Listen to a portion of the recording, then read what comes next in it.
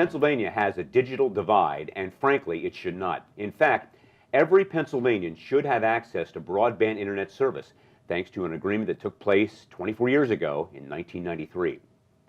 It's an issue that was first presented last year to State Representative Kristin Phillips-Hill, who's here to talk about it, talk about what she's found, and what she's doing about it. Representative, first of all, how was this problem brought to your attention?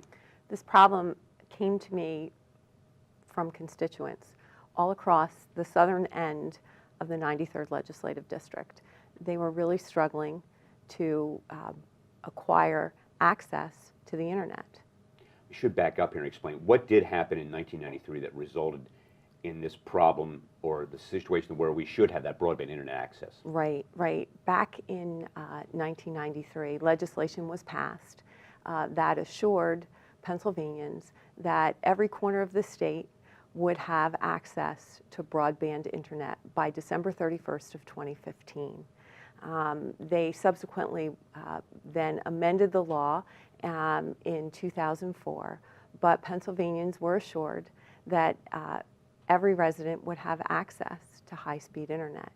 And there's some disagreement as to whether we have in fact met that goal. Your constituents and you as well are challenging, it was Bell at the time, became Verizon, challenging the agreement. What does Verizon say? Do they say they've lived up to this? Right. Verizon really believes that they have done what is necessary to comply with the law. And our Department of Community and Economic Development have maps that say every Pennsylvanian has access. But yet, when you are on the ground in the district talking to people, you get a very different story. And it's not just in South Central Pennsylvania or Southern York County, it's all across the state. I want to talk about it a little bit because you wrote a column for the York Sunday News back in December of last year. What happened after that came out? The response that I received, not just from people in York County, but all across the Commonwealth, was tremendous. So many stories, and I still hear those stories. You know, it's carnival season in Southern York County, and just last night I was in Stewartstown for the Eureka Firemen's Carnival and talked to a couple of folks who said this is really an issue for them.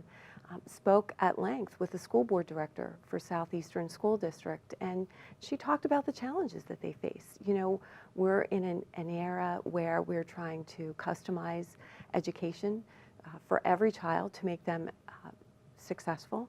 And when students go home and can't access the internet, it makes it really challenging for the school districts to help that child receive the best possible education. We hear stories all the time of, parking lots filled with parents and children with their laptops accessing the high-speed internet at the school. Kind of like an internet tourist, so to speak. Yes. Someone could probably make a lot of money with a concession stand down there. But that really is detrimental to our students. Students, especially rural students, need to have equity of access to materials to make them successful. So this is a statewide problem where these pockets exist, big pockets in some cases. I'm guessing it shouldn't have been too hard to find somebody, a colleague, to go along with you on this ride. Right. This is all across the Commonwealth. I've been very fortunate to partner with Representative Pam Snyder from Greene County. She sits across the aisle from me, but this is really not a Democrat or Republican issue.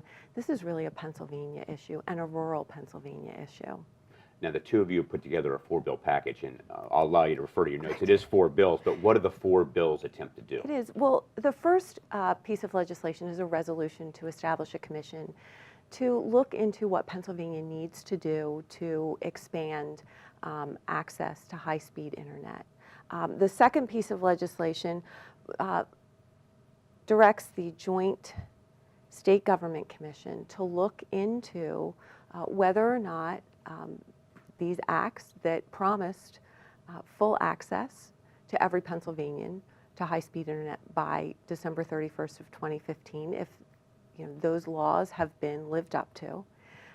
The third resolution is to look at the Educational Technology Fund, or the E-Fund, where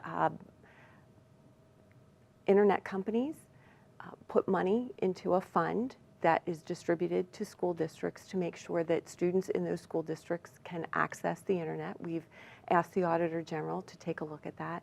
And the last piece of legislation is a bill that would require an inventory of all state communications assets. So Pennsylvania has salt sheds, we have communication towers, we have buildings, and we have all kinds of assets throughout the state that could be used to help further deploy broadband and high-speed internet to areas all across the state. In other words, provide the highway that you need to get this done. Correct, correct. And we've also had some conversations about what it would take to lay the conduit that the fiber optic cable would be laid in to connect rural Pennsylvania. And the most expensive part of that, of course, is moving the earth, digging things up. And so what can we do to partner with other utility companies and highway construction firms to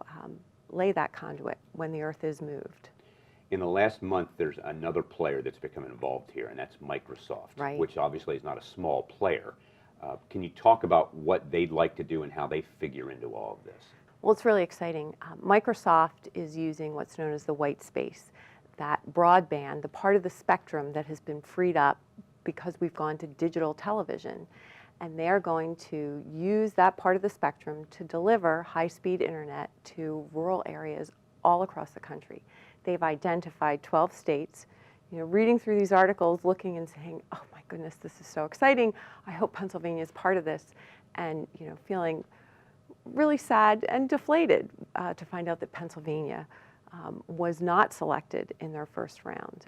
The good news is that Representative Snyder and I have both been reaching out to Microsoft, and we are looking forward to have a conversation with them, hopefully in the near future, to discuss what it would take to bring them here to Pennsylvania to provide that service to people in rural Pennsylvania. And I think it's really exciting because it's a free market solution.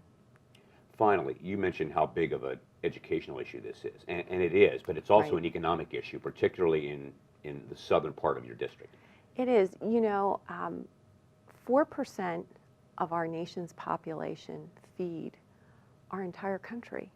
And we have a lot of small family farms in southern York County, and it's becoming economically challenging to continue to farm. And so having access to high-speed internet will allow small farms in southern York County to market their products globally.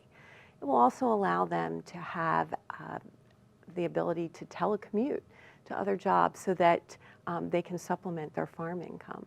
And so it's really not just an educational issue, but it's an economic issue as well. If you have questions about this or any other legislative issue, we'll show you the representative's contact information on the screen in a few seconds.